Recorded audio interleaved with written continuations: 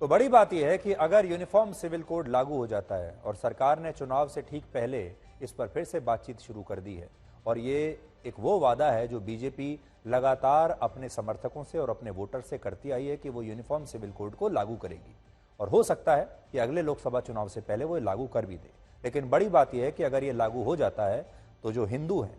सिख हैं, बौद्ध हैं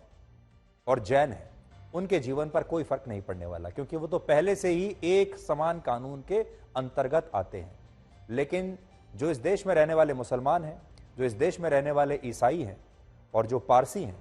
उनके जीवन पर जरूर असर पड़ेगा और उन पर भी वही कानून लागू होने लगेगा जो आज हिंदुओं पर लागू होता है, सिखों पर लागू होता है और बौद्ध धर्म और जैन धर्म वाले लोगों पर लागू होता है। इसलिए उनके जीवन में जरूर इसका फर्क पड़ेगा। लेकिन जो बाकी का हिस्सा है उसे इस बात का संतोष जरूर होगा कि अब उनके साथ भेदभाव नहीं हो रहा है। आज जब भारत धर्मनिरपेक्ष देश होते हुए भी एक देश एक कानून पर अमल करने का सिर्फ प्रयास ही कर रहा है, और उसमें भी बहुत सारे लोग इसका विरोध कर रहे हैं, आज भी इतनी सारी पार्टियां जो विपक्ष की हैं वो इसका विरोध कर रही हैं, क्योंकि वो जानती हैं कि यूनिफॉर्म सिविल कोड लागू होने के बाद जो देश का मुसलमान है और जो ईसाई है वो थोड़ा सा असहज हो जाएगा। वो ये नहीं चाहेगा कि यूनिफॉर्म सिविल कोड लागू हो, और ऐसे में अगर इन पार्टियों ने ये पत्ता खेला, इसे बड़ा मुद्दा बना दिया, तो वो कम से कम जो मुस्लिम वोट बैंक है और जो ईसाइयों का वोट बैंक है उसको कंसोलिडेट करके अपने पक्ष में ला सकता है। और कांग्रेस यही सपना देख रही है, इसीलिए कांग्रेस यूनिफॉर्म सिविल कोड का विरोध कर रही है। आपने देखा होगा कर्नाटक में भी बिल्कुल कांग्रेस ने यही गेम खेला था। कर्नाटक में 85% हिंदू हैं, 13% मुसलमान है, 2% ईसाई हैं, और कांग्रेस ने जो काम किया इस बार वो ये कि उन्होंने मुसलमान वोटर्स को और ईसाई वोटर्स को एकजुट कर दिया, यानी 15% का एक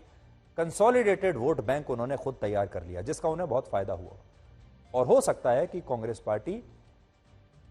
लोकसभा चुनाव में भी इसी फॉर्मूले को अपनाए। दूसरी तरफ बीजेपी को नुकसान यह हुआ कि उन्होंने सोचा कि 85% हिंदू जो वोट बैंक है ये एकजुट होकर बीजेपी को वोट दे देगा, लेकिन हुआ ये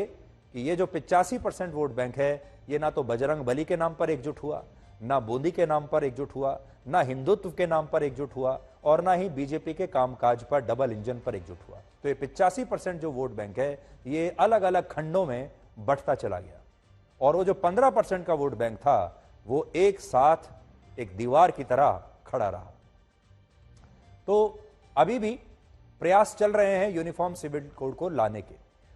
और इस कदम को हमारे ही देश के कुछ लोग मुस्लिम विरोधी बताकर अब असंवैधानिक करार दे रहे हैं। लेकिन आज हम आपको इटली के बारे में कुछ बताना चाहते हैं, इटली की एक घटना के बारे में और इटली के एक फैसले के बारे में बताना चाहते हैं। इटली में एक नया प्रस्ताव पेश हुआ है, यानी वहां पर एक कानून बनाने की प्रक्रिया शुरू हुई है, और यह कानून बनाने का प्रस्ताव यह कहता है कि इटली की सरकार वहां पर मस्जिदों के बाहर लोगों को नमाज पढ़ने की इजाजत अब नहीं देगी, और इटली की सरकार का यह भी कहना है कि वहां तेजी से हो रहे धर्म परिवर्तन को रोकने के लिए वो इस प्रस्ताव को अब एक कानून बनाना चाहती है। और अगर ऐसा हो गया तो ये एक बहुत बड़ी बात होगी, यानी इटली की सरकार अब ये कह रही है कि नमाज